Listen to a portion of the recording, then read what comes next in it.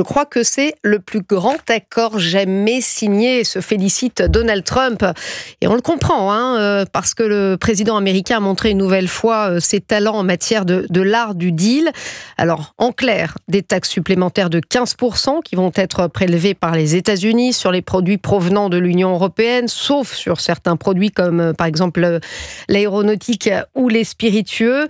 L'Union européenne est actuellement soumise à une taxe de 25% sur les voitures. Ça s'améliore plutôt pour l'automobile. Ça reste à 50% sur l'acier et l'aluminium. À l'instant, François Bayrou déplore un jour sombre où l'Europe se résout à la soumission, a dit le Premier ministre français. Nous sommes avec Marc Toiti, économiste, conseiller économique pour eToro. Bonjour Marc Toiti. Bonjour Stéphanie, bonjour à toutes et à tous. Alors, on va tenter d'y voir plus clair avec vous, parce qu'évidemment, les informations sont parvenues au fil de l'eau ce matin. Il y a 5 secteurs qui sont touchés, mais enfin, commençons par la big picture, puisqu'on va parler américain maintenant.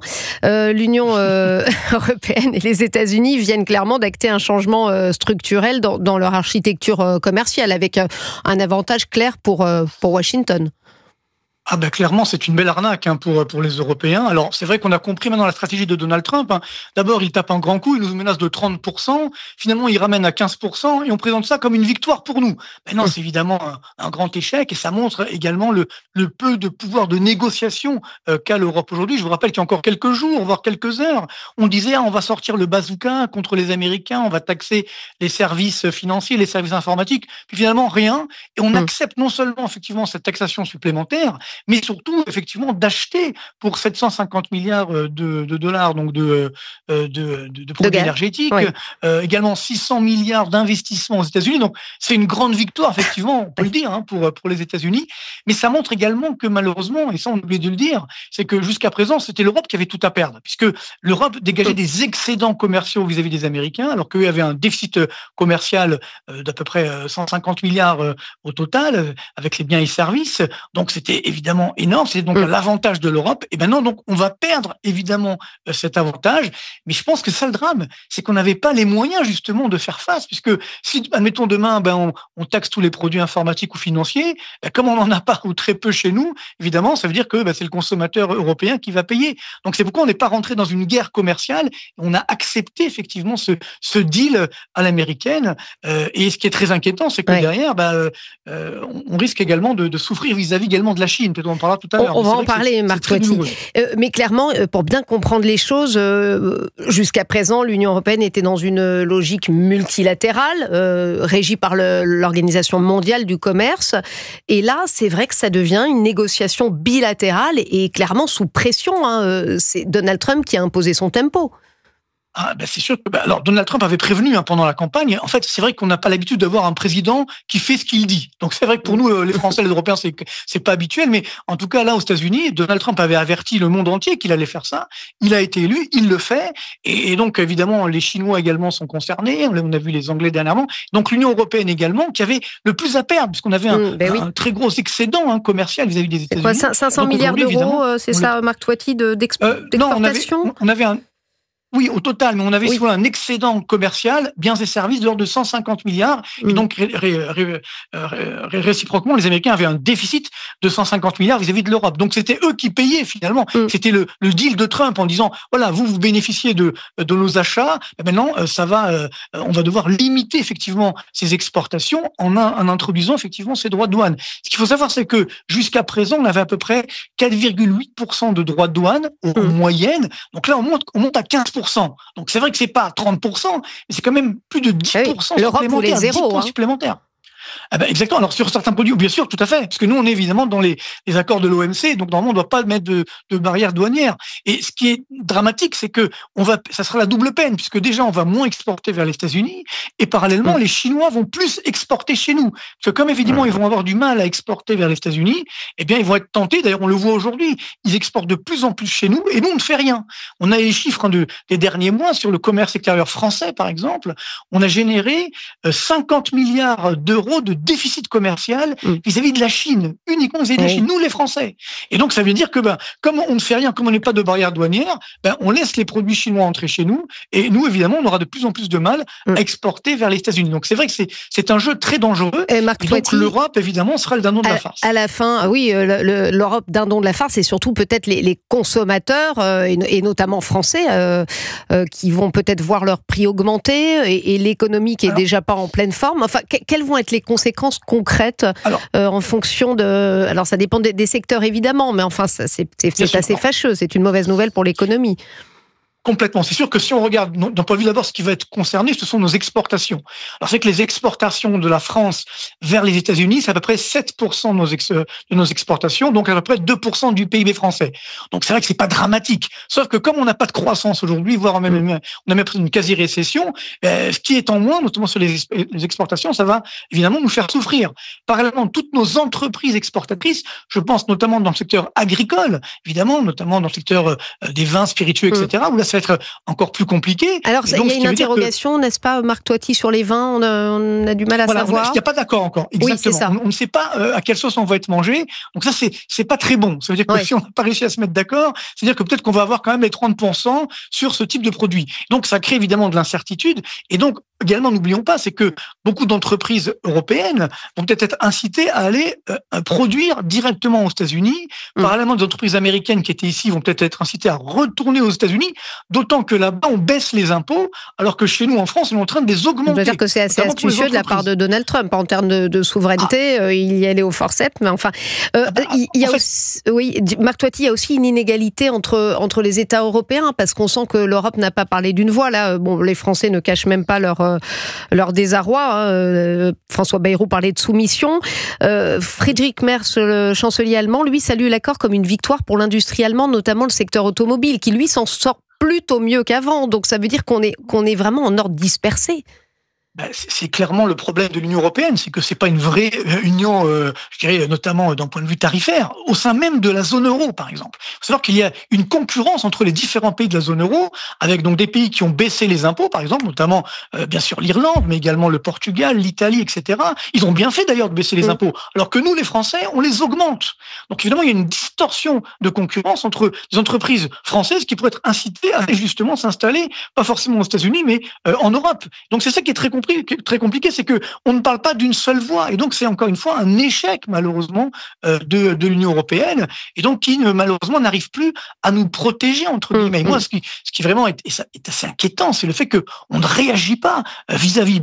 Là, on le voit des États-Unis, mais également et surtout vis-à-vis de la Chine. Parce que n'oublions pas qu'aujourd'hui, le pays qui profite le plus du commerce mondial, c'était la Chine.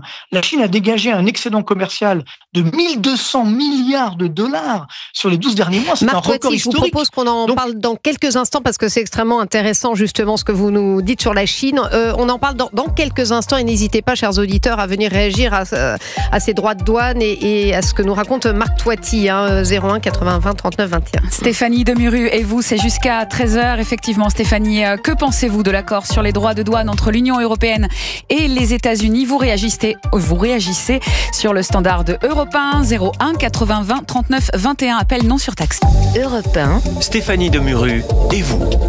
Jusqu'à 13h, une question que l'on vous pose ici à Europe 1. Que pensez-vous de l'accord sur les droits de douane entre l'Union européenne et les États-Unis ? Votre invité, Stéphanie Demuru, Marc Toiti. Et on continue effectivement à commenter ces droits de douane avec, avant de vous redonner la parole, Marc Toiti, ces quelques réactions politiques pour Marine Le Pen. Cet accord est un fiasco politique, économique et moral. Le ministre français délégué chargé de l'Europe pourtant, qui aurait peut-être été en mesure de défendre nos intérêts, Benjamin Haddad, ne cache pas sa déception, une stabilité temporaire mais qui reste déséquilibrée. Le ministre français délégué au commerce extérieur, Laurent Saint-Martin, qui appelle à un rééquilibrage, notamment dans les services.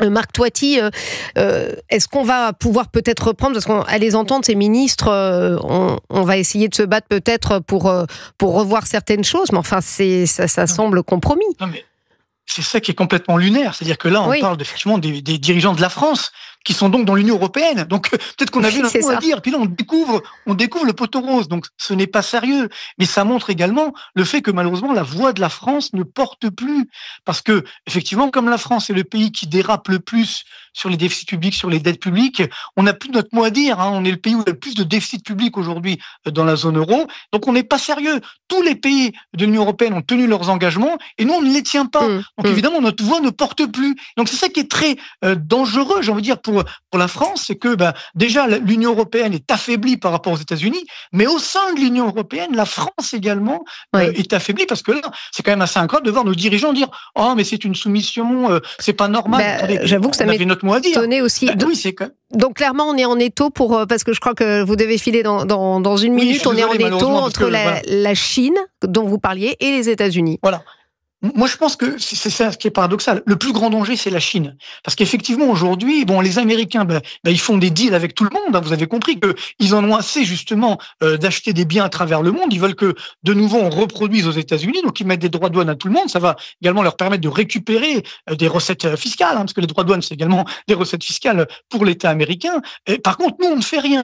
Que, comme les Chinois vont avoir du mal à exporter vers les États-Unis, et que, comme nous, les Européens, on laisse arriver ces produits chinois souvent avec des normes qu'on interdit en France. C'est ce qui est fou, notamment dans le secteur agricole. On impose certaines normes à nos agriculteurs, et par contre, on accepte des produits de l'étranger qui ne respectent pas ces normes. Donc, c'est complètement, je dirais, kafkaïen, complètement fou. Et donc, ce qui est dangereux, c'est que, comme les Chinois vont avoir du mal à exporter vers les États-Unis, ils vont essayer de trouver de nouveaux marchés, notamment, effectivement, chez nous. Et donc, nous allons avoir la double peine. Notamment, on va moins exporter vers les États-Unis, mais on va également plus importer depuis la Chine. Donc voilà, malheureusement, c'est triste à dire, mais encore une fois, ça n'est pas tombé du ciel. C'est-à-dire que ça n'est pas arrivé du jour au lendemain. Ça fait des années que malheureusement, notamment nous les Français, on a trop de taxes, on n'a pas assez investi, on n'a pas assez innové, on a trop de dépenses publiques qui ne sont pas efficaces.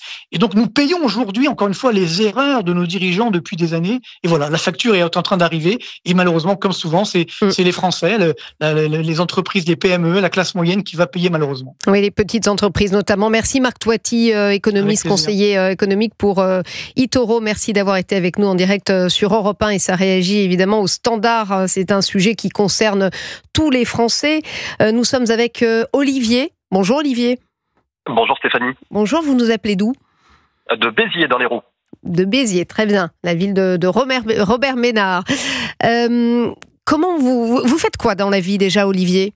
Alors moi, je suis technicien dans l'environnement. Oui. Vous sentez concerné par ces nouvelles ce matin de droits de douane ? Quel est votre regard ? Bien entendu, je me sens concerné parce que nous sommes tous concernés.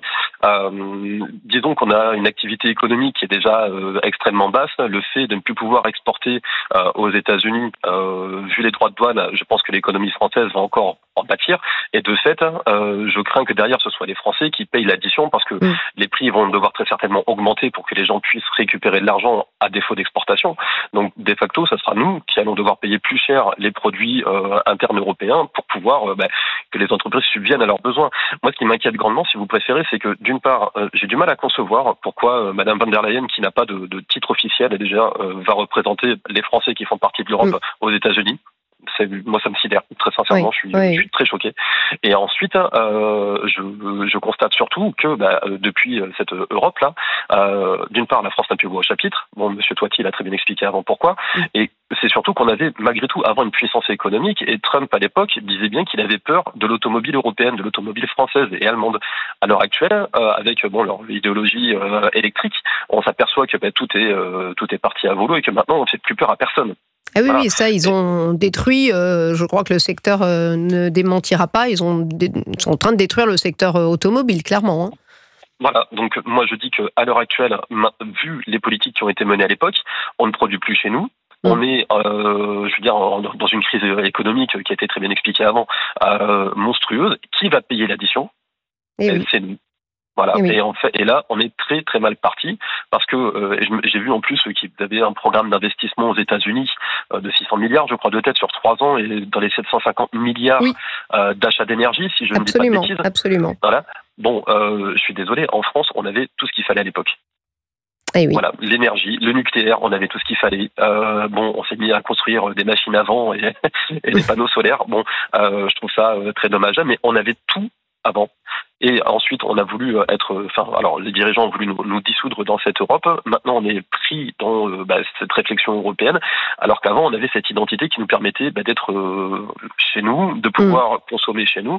Et là, je suis très très inquiet parce que je me dis où est-ce qu'on va ? On est déjà dans une panade monstrueuse et ça va être pire avec ces accords de douane. Donc là, sincèrement, oui, je suis très, très, très inquiet. Et ce qui est frappant, on le commentait avec Marc Toiti, moi j'avoue que quand je vois les réactions des ministres français, délégués chargés de l'Europe pour Benjamin Haddad, commerce extérieur, Laurent Saint-Martin, qui ont l'air en effet de regretter cet accord, comme si dans le fond, ils n'avaient joué absolument aucun rôle dans ces négociations. François Bayrou qui parle de soumission, c'est quand même assez étonnant.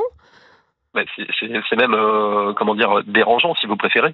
Je note le fait que M. Bayrou trouve cette soumission insupportable. Bon, il y participe un petit peu, il est Premier ministre de la France, c'est lui qui nomme le gouvernement, et donc c'est les ministres qui sont allés négocier à l'Europe. Mais après, moi ça ne m'étonne pas. Le programme de Macron depuis des années, ça a été la déconstruction de la France et de l'identité de la France pour s'intégrer à l'Europe avec son ami Van der Leyen. Donc forcément, on arrive à un moment où les ministres macroniens ne peuvent pas critiquer le projet qu'ils mènent depuis plusieurs années.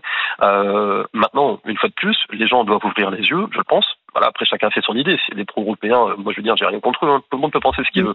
Moi, je constate juste que ce sont les Français, ce sont tous ceux qui bossent, qui se lèvent le matin, comme vous et moi, qui chaque jour font de leur mieux pour s'intégrer et parce que je pense qu'il y a des étrangers qui sont venus en France. Hein. Je veux dire, moi, il n'y a pas de carcan particulier, mais tous ceux qui veulent participer à l'effort collectif vont devoir être mis encore plus à contribution pour pallier à cette catastrophe. Je veux dire, sans tergiverser, je veux dire, les grosses fortunes françaises peuvent facilement partir. Nous, on est là et on va assumer. Oh, je crois pas que Bernard Arnault soit très content ce matin de ces accords, hein, même si les grands patrons préféraient un accord plutôt qu'une instabilité. Ce sont beaucoup les petites entreprises, hein, notamment, qui vont trinquer. Hein. C'est vrai que ça interroge aujourd'hui. On comprend votre inquiétude. Merci Olivier d'avoir été sur l'antenne d'Europe 1 avec nous. On va prendre une autre auditrice, Claire. Bonjour Claire. Bonjour. Bonjour, vous nous appelez d'où ? Je vous appelle de Gironde. De Gironde. Vous avez de la chance. Il fait beau en Gironde, non, aujourd'hui ? Ce matin, il fait beau, oui. Bon. Qu'est-ce que vous faites dans la vie, Claire ? Alors, je suis retraitée depuis une dizaine d'années. Donc, vous observez quand même la vie économique avec attention. Voilà, j'ai plus de temps pour observer la vie sociale, économique et politique. Et quand j'entends qu'on a délégué Madame Van der Leyen pour aller signer des accords au nom de l'Europe, je suis tombée à la renverse. Parce que il y a plusieurs points. Déjà, on va nous envoyer du gaz de schiste des États-Unis, alors qu'on veut une énergie propre. Chercher l'erreur. Donc, on a interdit aux Néerlandais de continuer d'exploiter leur gaz qui était en face de chez eux, et on va importer du gaz de schiste des États-Unis. Alors, pour moi, on marche complètement sur la tête. Alors, on nous annonce, sur le gaz naturel, un accord, en effet, gaz naturel liquéfié américain pour un montant environ de 750 milliards de dollars précisément. Mais c'est vrai qu'on peut s'interroger. On a vu d'ailleurs, je ne sais pas si vous avez vu les images de cette Ursula von der Leyen un petit peu déférente, un petit peu assise comme une petite fille en face d'un Donald Trump assez satisfait, puis il peut se féliciter effectivement parce que il a fait un beau hold-up, Donald Trump. Enfin, il défend les intérêts de son pays. Après tout, on ne peut pas lui en vouloir. Voilà, c'est ce que j'allais vous dire, parce que tout le monde critique M. Trump. Moi, je ne sais pas si j'aurais voté pour lui si j'avais été aux États-Unis, mais au moins, lui, il défend son pays. Il défend son pays, il défend sa population, alors que chez nous, personne ne défend rien, à part quelques associations comme Contribuables Associés, dont je fais partie, pour défendre un peu notre mode de vie, étant donné qu'on est assommé par les impôts et par les folles dépenses de l'État. Mais voilà, les Américains sont défendus par leur président et pas nous. Oui. Vous faites partie de l'association Contribuables Associés, justement. Claire, est-ce que vous avez peur aussi qu'au final, ce soit les Français qui payent et qui mettent la main à la poche ? Alors, de toute façon, on met déjà la main à la poche depuis des années, parce que ça fait des années que je suis chez Contribuables Associés, et donc j'ai la chance ou la malchance de voir les anomalies relevées par les uns et les autres. vraiment, j'engage les gens à aller voir un peu ce qui se passe de ce côté-là, parce qu'on sort des histoires. Enfin, dans une entreprise, les gens seraient licenciés, c'est l'État, ils continuent d'avoir leur rente de situation. Donc rien que ça, c'est pas normal. Merci beaucoup Claire de nous avoir apporté votre réaction avec ces droits de douane et l'accord conclu après une rencontre entre le président américain et la présidente de la Commission européenne. Ça vise à éviter une guerre commerciale imminente, mais enfin bon, droits de douane, 15% sur les produits européens exportés vers les États-Unis. Merci beaucoup à vous Claire et excellente journée à vous en Gironde. Merci, vous également.